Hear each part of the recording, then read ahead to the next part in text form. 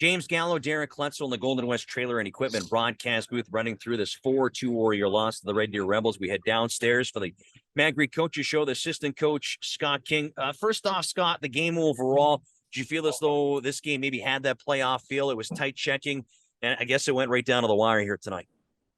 Yeah, I thought we played a pretty good game. I thought we gave ourselves a chance to win. Obviously, second period there, penalties put us behind the eight ball, and you give Red Deer that many opportunities, eventually they're going to make you pay. But I thought that that second period, those penalties took a lot of wind out of our sails, and it was unfortunate because I thought we had a real good thing going. So these are always lessons learned, especially with young players, and you can't leave it to the last period.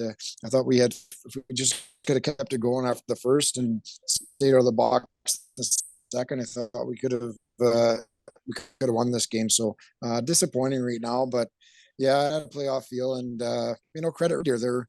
They keep battling, keep pushing, and eventually they found a way. Scott, we had talked about it at the time. You mentioned the 4 power plays that Red Deer had in the second period. How hard is it to manage your bench and try and keep guys fresh when you spend almost half the period down a man? Well, that's the problem, especially on back-to-back nights when you're getting home late. Certain guys PK, and so you depend on them a lot. And they're going out, they're going back-to-back shifts. They keep going, and we just keep going in the box. And so, those are a lot of top guys logging a lot of extra minutes that normally we could spread those minutes out, and they could be a little bit fresher. So that definitely hurts. And it's just it's a lesson learned, like disciplined against anybody, but especially top teams in the league that haven't lost yet.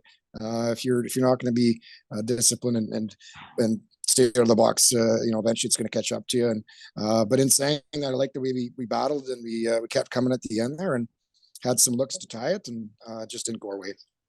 You mentioned it before with James, but you guys had a really good start, especially that line of Jagger, Furcus, and Allery. I thought they really set the tone here early.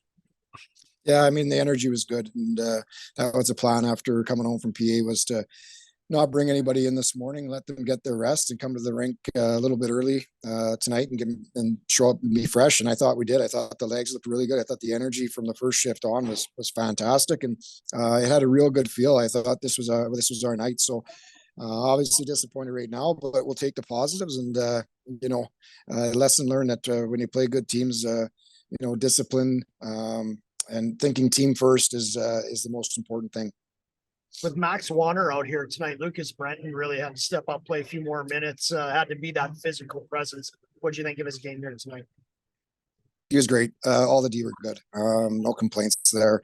You see things differently from back there rather than being up with the forwards. And I thought they all battled hard, and they played a lot of minutes. You try to spot guys here or there, but those 4 are going to play a lot of minutes. Last night played a lot again tonight, and they battled hard, and they did everything they could. So credit those guys. It's it's a long night last night, and they show up here tonight and they battle hard. So Brent's was a big part of it.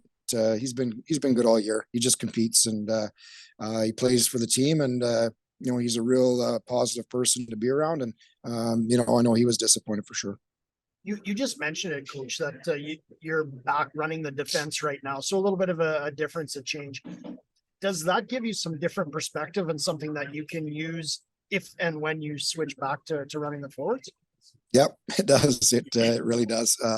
Notice several things. Like, when you're up with the forwards, you're constantly looking at things from from an offensive point of view, or how can we generate, or how can we create more speed through the neutral zone. But the D simple things of forwards working back to get in spots earlier, to give the D options when they're trying to make breakouts. And I noticed that in PA, and I noticed it tonight. We can do a better job of getting back quicker and making the D's job easier just by being not just have one outlet, but have a couple outlets. And so these are good lessons for us as coaches as well. And once things get back squared away, take those and remind the forwards that you got to work when you don't have the puck, and you got to work to help the D out as well.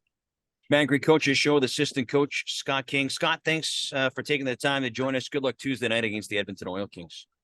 Thank you, guys.